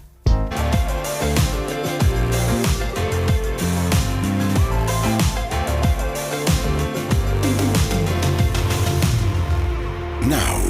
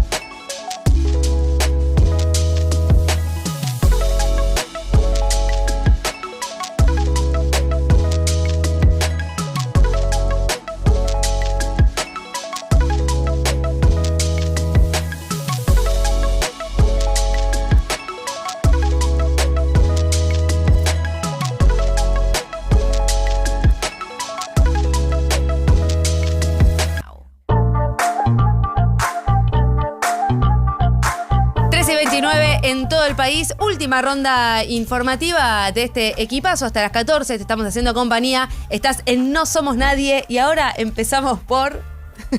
Chan, chan. Ahí va. Bueno, no es un tema tan feliz. Estuvo hablando Adrián Rabier, el vocero presidencial, como todos los martes, y le volvieron a preguntar respecto de la morosidad, un tema que estábamos hablando más temprano. Lo escuchamos. Y cuando vuelve el crédito aparecen moras, que es un poco lo que estamos observando. Es importante notar que si bien las líneas de crédito se incrementan en 2024, las moras aparecen en el contexto del 2025 y en concreto con el ataque político, si se quiere, del Congreso, que votó con mucha irresponsabilidad cantidad de proyectos de ley que no tenían un financiamiento claro.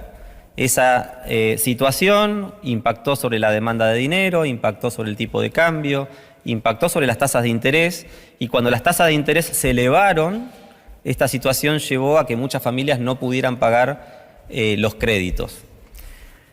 El presidente ha sido enfático en que esto se trata de acuerdos entre privados. Claramente hay morosos que están en una situación difícil por no poder pagar esas deudas que tomaron, esos créditos, pero el problema acá en gran parte es de las entidades financieras, de los bancos y las entidades financieras no bancarias que han otorgado créditos, en algunos casos con tasas de interés elevadas, de hecho, para cubrirse quizás de los riesgos que estaban asumiendo. Bueno, ahí hablaba el vocero presidencial, repetía un poco lo que dijo Javier Milei durante el fin de semana, que es esto de que la morosidad viene desde hace tiempo, que no es algo de este gobierno, porque le preguntan al vocero presidencial por los proyectos. Hay 30 proyectos que están en el Congreso, en las distintas cámaras. Casi todos lo que hacen es declarar una emergencia crediticia, buscan regímenes de financiación, límites a las tasas de interés, que es lo que quitó con el decreto 70-2023, el gobierno en el inicio del mandato, se sacaron los topes a los intereses punitorios, que es esto de que cuando pagás el mínimo de la tarjeta o cuando no pagás tu deuda con la tarjeta, los intereses punitorios empiezan a subir, y es parte del problema de la morosidad esto, ¿no? Que de repente sean muy altos los intereses punitorios. Embargo sobre los ingresos, entre otras cosas, son 30 proyectos, y de vuelta vuelve a decir el gobierno, no nos vamos a meter porque es un acuerdo entre privados y el problema es de los bancos. ¿Cuál es el argumento del gobierno? Que los bancos le prestaron, gracias a todas estas desregulaciones, a gente que no tenía historial crediticio o que no o que tenía un scoring mucho más bajo de el que antes había para poder prestar, y que las tasas de interés están elevadas no por una cuestión de que hay una política monetaria que está dejando que la tasa de interés sea mercado, que es lo que está pasando, sino porque la cobertura de riesgo, que es una parte muy importante de ese costo financiero total. ¿Se acuerdan que hablábamos más temprano? Vos en la tasa de interés, cuando vas a pedir un crédito, te tenés que fijar eso que dice CFT, porque ahí vas a tener la tasa nominal anual, que es la tasa que pone el banco para justamente refinanciarte o darte de un crédito. Están los impuestos, que es cierto que en algunos puntos o en algunas tasas llega a ser 1/3 del total del porcentaje, y está esto que es el riesgo crediticio, que es con lo que se cubre la entidad financiera a la que le estás pidiendo el préstamo en caso de que justamente no pagues, ¿no? Entonces por eso sube el porcentaje, porque cuanto menos scoring vos tenés como deudor o no tenés tanto historial crediticio, el banco o la entidad financiera asume que el riesgo es mayor. Bueno, es en parte el problema también, pero el gobierno sigue diciendo es un tema entre privados, no vamos a utilizar recursos públicos para poder salvar a los morosos, y deja de lado cualquier otro tipo de intervención, como puede ser algún tipo de coordinación de políticas o esto que piden los distintos proyectos. Gracias, Euge. Barbie. Llega una película infantil que no es animación, es live action, es decir, con actores, y que mezcla algunos elementos fantásticos desde Rusia. Es raro que eso pase. Mira. Se llama Maya y los osos. pero no tiene nada que ver con Maya y el oso. Y dice, ¿pero cómo? Sí, es lo mismo. Es lo mismo. Claro, pero la tradición de cuentos rusos habla de bosques encantados, de criaturas salvajes y de niños o perdidos o que están en un bosque. Maya es un nombre muy común que se utiliza mucho en Rusia, pero tiene que ver con los 3 osos de León Tolstoy. O sea, no tiene que ver con aquello, no es una adaptación, sino que es una película que está más vinculada a la novela de León Tolstoy y que cuenta la historia de 2 hermanitos que llegan al bosque, etcétera. Lo interesante es que no es un mercado totalmente ajeno para nosotros las películas rusas. Claro, ahora estrenó una película cerca de las fiestas de fin de año que hablaba justamente de la Navidad, pero bueno, tenía una característica puntual que estaba ella como protagonista. Pero lo cierto es que esto llega totalmente distinto para los niños que tanto vinculan a la pequeña Maya con el oso. Bueno, no le expliquen demasiado, lo llevan y le van a pasar bien seguro. Es el próximo jueves 3 de septiembre, o sea, la semana que viene, que va a estar estrenándose en salas. ¿Cómo le irá? Con el público infantil nunca se sabe, porque a veces de la nada te transforman en un éxito o en un fracaso. Son tremendos, los pibes son tremendos. Así que te pueden hundir o no. Pero bueno, es una historia muy conocida fundamentalmente porque la van a relacionar con aquella niña que hace de todo aventuras y le vuelve loco al pobre oso. Gracias, Barbie.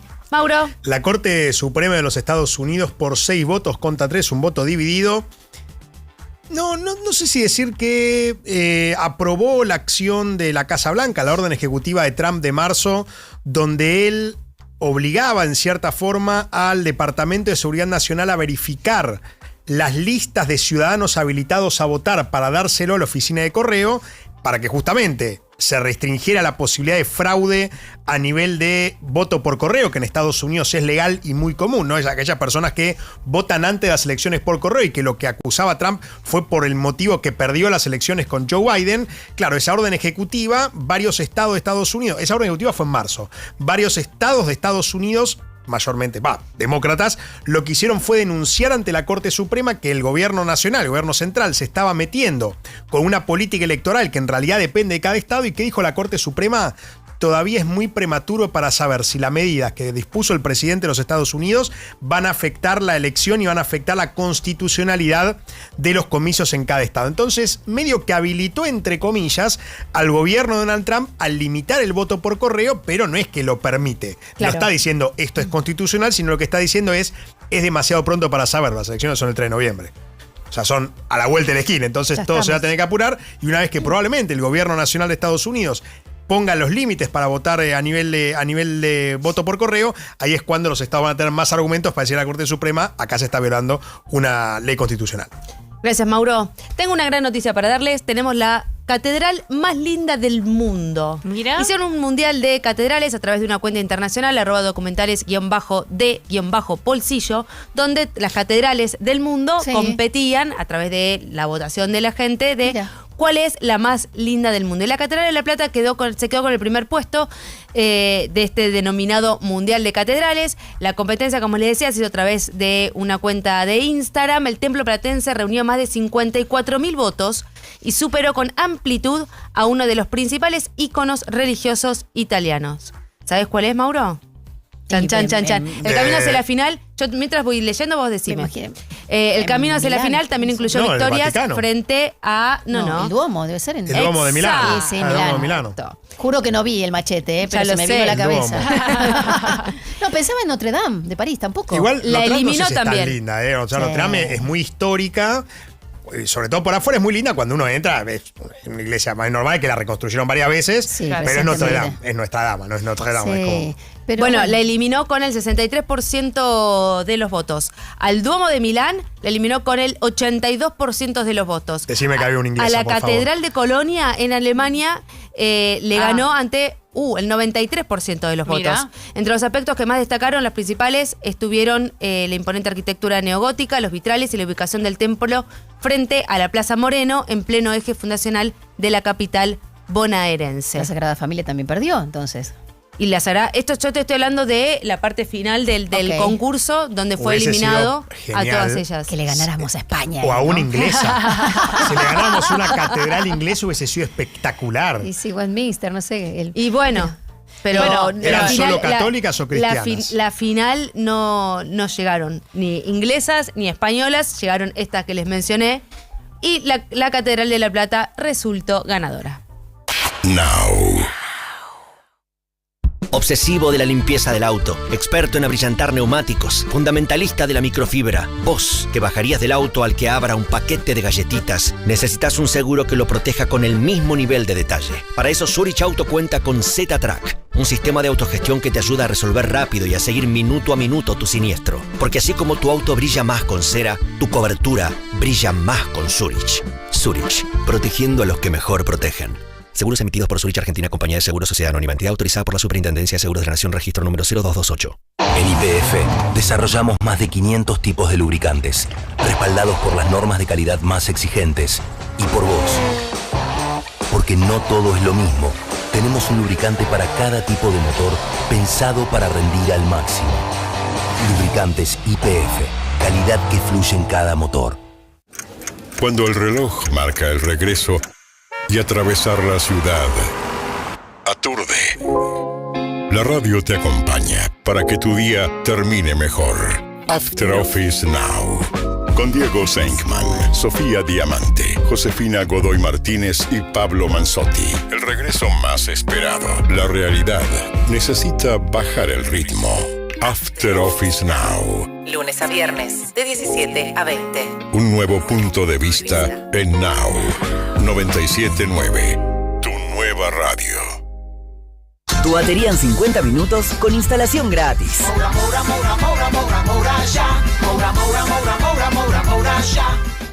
Mozo, te pido un 4-2-3-1 en jarro doble. Enseguida sale, DT. Cuando el local entiende sus tácticas, jugás en otra liga. Asociate con la cuenta comercio del Ciudad. Tenés terminal POS y cuenta bonificada, tarjeta sin costo y canal de WhatsApp exclusivo. Esto es jugar en primera, ¿eh? Jugá en el Ciudad. Vení al banco que te banca. Banco de la Ciudad de Buenos Aires, 30 99 90 32 08 3, domicilio Florida 302, cada cartera comercial. Para más información de las condiciones, condiciones y limitaciones aplicables, consulte bancociudad.com.ar. El día avanza sin necesidad de correr. No somos nadie. Now. 97.9. Tu nueva radio. Muchas veces hemos hablado del factor sueño en este programa, de la importancia de un buen descanso, de todo lo que le pasa a nuestro cuerpo cuando descansa y cómo termina siendo como la piedra fundacional del resto de nuestros hábitos durante todo el día. Según un relevamiento del Observatorio de Psicología Social Aplicada de la UBA, el 58,69% de los argentinos padece alteraciones frecuentes u ocasionales del sueño. Es decir, 6 de cada 10 argentinos sufren alteraciones del sueño. 6 de cada 10. Claro. El incremento de las deudas, la incertidumbre cotidiana y el uso excesivo de pantallas o tecnologías afectan de forma directa el bienestar emocional por las noches, provocando estas alteraciones en el sueño. Estamos comunicados con el doctor Sebastián López. Él es especialista en medicina del sueño, se desempeña en el Hospital Italiano y en Fleni para hablar justamente de esto y para poner de vuelta en relevancia cuán importante es dormir y descansar bien. ¿Cómo estás, Sebastián? Acá todo el equipo de No Somos Nadie te saludamos. Hola, ¿cómo andan? Buenas tardes, muchas gracias por invitarme. De nada. La primera pregunta que te quiero hacer es, porque tengo la sensación de que cada vez se está hablando más del sueño cuando hace varios años atrás era a lo que uno le restaba horas. Teníamos que ser más productivos y no importaba, bueno, duermo menos y no pasa nada. Y ahora se está empezando a generar como, a pesar de estos datos, ¿no? Un poquito más de conciencia y se está hablando más de, descansar es tan importante como el resto de las actividades que vos tenés en el día. Mira, yo creo que hubo un hito que fue la pandemia. Prepandemia, dormir era una pérdida de tiempo, era de vago, era si yo tenía que tener más vida social o laboral o lo que sea, yo le restaba o hipotecaba estas horas de sueño, ¿sí? Sin entender que el sueño era un pilar fundamental para la salud. Ahora, en la pandemia, creo que fue una de las pocas cosas buenas que pude haber dejado, es que todos nos tuvimos que enfrentar con nuestro sueño y empezar a entender que si yo dormía mal, al otro día yo estaba muy ansioso, tenía más desbordes emocionales, no me podía concentrar para el trabajo. Entonces ahí empezamos a hablar desde lo social con nuestros amigos, con nuestros vecinos, en el trabajo. Che, mirá lo mal que dormí, mirá lo que me está pasando, no puedo dormir. Y le empezamos a dar un poco más de categoría a lo que pasaba en el sueño. Junto con esto, creo que también muchos referentes a nivel mundial empezaron a decir, che, si yo duermo mejor o empecé a dormir 8 horas, mi productividad mejoró. Sean deportistas, sean gente de las finanzas, sean, no sé, el dueño de Twitter, etcétera, que empezó a decir, che, yo dormí mejor y mejoró mi rendimiento y mi productividad. Y ahí, bueno, popularmente se puso en boga al tema del sueño. ¿Te llamó la atención este dato de que 6 de cada 10 argentinos sufren alteraciones del sueño? La verdad que no, porque es lo que se correlaciona un poco a nivel mundial. Sí, nosotros en la Sociedad Argentina de Medicina del Sueño habíamos hecho un estudio durante la pandemia y figuraba que alrededor del 70% de los argentinos tenían un trastorno del sueño en el contexto de la pandemia. Pero si uno se fija los números a nivel mundial, dice que entre el 60 y el 70% de la población mundial va a tener un problema de sueño a lo largo de su vida y que un 40% de estos va a padecer un trastorno crónico del sueño. Entonces, como que se correlaciona, sumado a todo este contexto social, político, económico, las incertidumbres y todo lo demás, todas estas cosas van a inferir indirectamente, o sea, directamente sobre la percepción del sueño y sobre la conciliación y el mantenimiento del mismo. O sea, se está hablando más del sueño, pero todavía no es efectivo en la realidad de cada uno de nosotros. Y no, porque todavía no lo hemos priorizado. Si uno quisiera priorizar el sueño, ¿sí? Uno debería organizar el día en función a la noche, siempre digo. O sea, decir, che, yo tengo esta cantidad mínima de horas para dormir, después vemos si las dormimos o no las dormimos o cómo las dormimos, ¿sí? Y en función a eso, organizar el resto del día. Por los avances del mundo, por los problemas económicos, problemas sociales, llegar a fin de mes y lo que sea, uno que hace, le resta o hipoteca horas de sueño para solventar estos déficits que uno va teniendo. O lo mismo, la vida social, ¿sí? De repente es como trabajo todo el día, y bueno, de repente tengo que ver a mis amigos, tengo que ver a mi familia, tengo que tener una costumbre familiar que lamentablemente le saco estas horas del sueño. Y lo que no entendemos es que yo mientras más horas de sueño le saque, menos productividad voy a tener con respecto a lo laboral, con respecto a lo social y más riesgo de enfermarme voy a tener. ¿Por qué más riesgo de enfermarte vas a tener? Mira, ya por dormir menos de 6 horas, ¿sí? Durante 24 a 48 horas, tenés 3 veces más riesgo de resfriarte. Ejemplo típico, el adolescente que se pasó el fin de semana, que fue de fiesta, qué sé yo, le podemos echar a culpa al frío, a lo que sea, pero al tercer día, segundo día, estás resfriado con moco, necesitas dormir, etc. Es mismo, más el cuerpo cuando te enfermas o le pasa algo, ¿qué es lo primero que te pide? Dormir, meterte a la cama, recuperarte, porque el sueño cumple un montón de procesos fisiológicos que son de restauración, reparación, consolidación, como un proceso muy activo de cosas que me suceden. Entonces, cuando yo le voy restando horas o calidad a la misma, yo tengo más probabilidad de enfermarme. Pero además pensaba en el cerebro, ¿no? Como que no descansa, y también las enfermedades neurológicas que a largo plazo puede tener, o el cortisol alto también, ¿no? Que después estás todo el día tal cual mal. Lo que vos decís es súper importante, ¿sí? Primero digo que el estilo de vida que estamos llevando nos lleva a tener un cortisol alto, entonces hace que no podamos conciliar el sueño o que tengamos un sueño frágil o liviano, que nos despertemos por cualquier cosa, etc. Pero después, digo, nos pasa que cuando uno duerme mal, ¿sí? Es como que, vos imaginate que a la noche el cerebro es como un gran recolector de residuos. Tremendo. Que va limpiando todas las calles de la ciudad.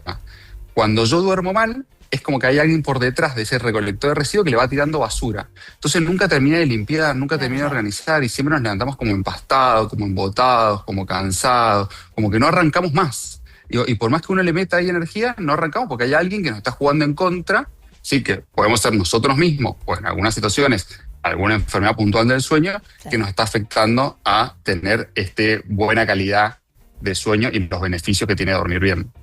Sí, y también está para aquellos que hacen deporte, para que el músculo se vuelva como... Se reconstituye, ¿no? Claro, las se fibras, regenera, sí, claro, exacto. las fibras se regeneran también. Y la alimentación, Exacto, las cuando vos decisiones dormís, que tomamos. Mira, cuando vos dormís, ¿sí? Se libera la hormona de crecimiento, que es lo que nos hace un poco tener más músculo o ir más fuerte al gimnasio. ¿Viste? Cuando vas al gimnasio, viste que hay 3 pilares: comés, entrenás, dormís. Descanso, sí. Sí, Cuando verdad. sos chiquito, ¿qué es lo que nos pasa en general? Dormís la mayor cantidad de horas del día porque tu cerebro va creciendo, tus músculos van creciendo. Es el mayor periodo que en poco tiempo adquirís la mayor cantidad de habilidades. Te paraste, hablaste, comiste, respiraste, hiciste un montón de cosas cuando eras una cosa muy chiquitita a través de que pudiste dormir. Y después, eso que dijiste que me parece súper interesante, que es el peso. O la dieta, como se arregla. Cuando uno duerme se regulan unas hormonas que son la leptina y la grelina, que son la de la saciedad y el apetito. Cuando, ¿viste qué nos pasa a todos? Salimos una noche, Sí. al otro día dormiste poco y al otro día que estás como que picotones de cosas, comes dulce, salado, no puedes parar de comer, es como que no lo puedes controlar, No. porque estas hormonas se desregulan. Dormir mal en forma crónica, estas hormonas están totalmente desreguladas todo el tiempo. Claro. Entonces, lo que hace es que vos querés regular el peso Te y alimentas no podés mal, porque claro. estás como jugando con un jugador en contra. O sea, Claro. dormir mal engorda. Eso es como un concepto básico que tenemos. Wow. ¿Qué pasa con las apneas de sueño? Que es algo de lo que no se habla demasiado también y que puede interrumpir o que causa mucho cansancio por esos micro despertares. Bueno, las apneas del sueño son pausas respiratorias que se dan cuando vos estás durmiendo. En general están asociadas al ronquido. Es vos venís roncando, haces una pausa, roncando. Y es la típica que nos dice, che, te tengo que estirar para que respires, te tengo que estar moviendo, te quedaste sin aire, etc. Cuando vos te quedaste sin respirar, como concepto básico, tenemos que entender que te quedaste sin oxigenar. Y eso hace que todos los sistemas como de estrés o de alarma del cuerpo se prendan para que vos sigas respirando. Por un lado, ese sistema de estrés, que se llama simpático, lo que va a hacer es intentar despertarnos y va a hacer lo que nosotros decimos micro despertares, que son despertares a niveles no conscientes, pero es como despertar para decir, toma un poquito de aire y sigue claro. respirando. Por otro lado, va a estresar el corazón, entonces nos da mucho riesgo cardiovascular, hipertensión, arritmias, etc.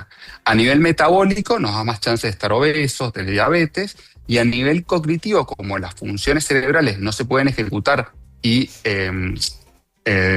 normalizar durante la noche, tenemos falta de atención, falta de memoria, tenemos un humor de perros donde cualquier cosa nos molesta o estamos muy irritados. Y a largo plazo, como no se limpian unas proteínas que son tóxicas para el cerebro, tenemos más riesgo de demencias. Es un montón. Es un montón. Eso con Es un montón. el estudio Es un del montón. sueño, ¿no? Tenemos que priorizar Haces un dormir estudio bien. del Sí, sueño. claro. Nos vamos todos a dormir ahora, ¿eh? Yendo. Un estudio del sueño es fundamental, ¿no? Para el tema de la apnea.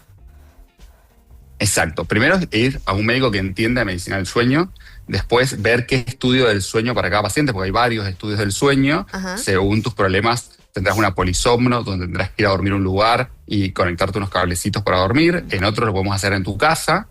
En base a eso se hace un diagnóstico y en base a ese diagnóstico se eligen los diferentes tipos de tratamiento, porque hay muchos tipos de tratamiento. Entonces, para las apneas puntualmente están los CPAP, la cirugía, los dispositivos de avance, la terapia biofuncional. Sí, ¿Cómo pero- sería todo eso? Mira, cuando vos, no sé, llegamos al momento que vos hiciste el estudio del sueño. Sí. El estudio del sueño dice que vos además de roncar, tenés apnea, de grado moderado, ponele. Lo que se hace es un estudio en quirófano, bajo anestesia, que se llama endoscopía de sueño, donde te ponemos a roncar con una sedación, y cuando vos estés roncando, simulando un sueño lo más parecido a lo normal, metemos una camarita por la nariz y examinamos qué parte de la garganta se tapa.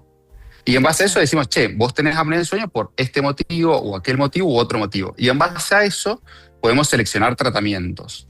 Y esos tratamientos pueden ser usar una máscara para dormir, que se llama CPAP, que es una máscara que se conecta a la nariz o boca, que tira aire a presión, mantiene la garganta inflada, saca el ronquido y saca las apneas del sueño. O podemos hacer cirugías de alguna parte de la garganta, según donde sea el problema.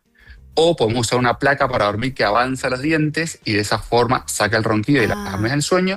O a veces cuando este tubo muscular está débil, porque está, por ejemplo, en la posmenopausia, podemos mandarlo a entrenar para que tenga más fuerza muscular y no se cierre a la noche cuando dormimos. ¿Y las banditas esas que se colocan sobre la nariz sirven o no?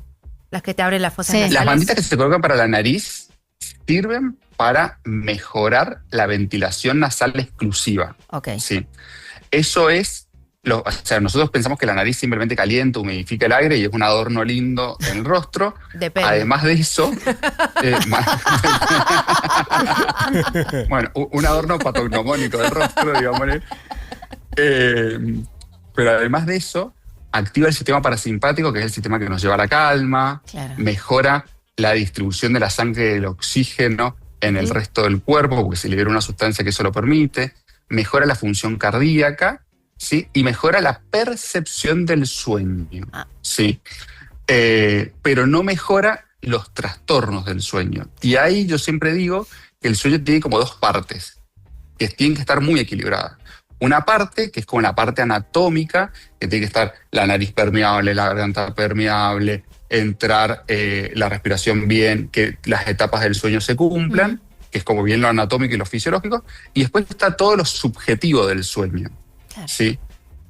Entonces por eso cuidamos mucho las medidas de higiene del sueño, porque todo lo que me vaya a inducir a un sueño de mala calidad, que yo tenga pesadillas, que yo me mueva, que yo me duerma con problemas, va a alterar esta percepción del sueño. Y si la percepción del sueño está mal, es tan grave como que se te dice mal lo anatómico. Entonces estas dos cosas tienen que estar perfectamente equilibradas para que yo tenga un buen descanso. Sebastián, ¿todos nos deberíamos hacer un estudio del sueño siendo tan importante el descanso? No. ¿Qué personas se deberían hacer un estudio del sueño? ¿Quiénes? Aquellas que por más que duerman 8 horas, que digan que duerman de forma continua, se levanten cansados, que no tengan rendimiento durante el día, que se queden dormidos haciendo actividades monótonas, aquellas personas que se despierten mucho durante la noche y no puedan volverse a dormir, o aquellas personas que se meten a la cama y no se puedan dormir. O aquella que nos dice el típico, che, no sabes lo que me patea cuando nos metemos a la cama. ¿Sí? Esas personas deberían estudiarse. El resto de las personas deberíamos tomar pautas saludables para mejorar nuestra calidad de sueño. Creo que te vamos a mandar bingo, canté bingo con toda la que dijo, cada una que decía, y abriendo mal los ojos, te canté bingo, listo, ya está, te hagas un estudio del sueño. Te lo vamos a mandar a Mauro Embe, al Hospital Italiano, para que le estudies el sueño. Cuando quieras. Sebastián, muchísimas gracias por tu tiempo, tu claridad y esta conversación con nosotros. No, muchas gracias a ustedes por invitarme. Un saludo para todos. Doctor Sebastián López, especialista en medicina del sueño, que trabaja en el Hospital Italiano y en Fleni. 13:56, se está preparando todo el equipo de Coworker del otro lado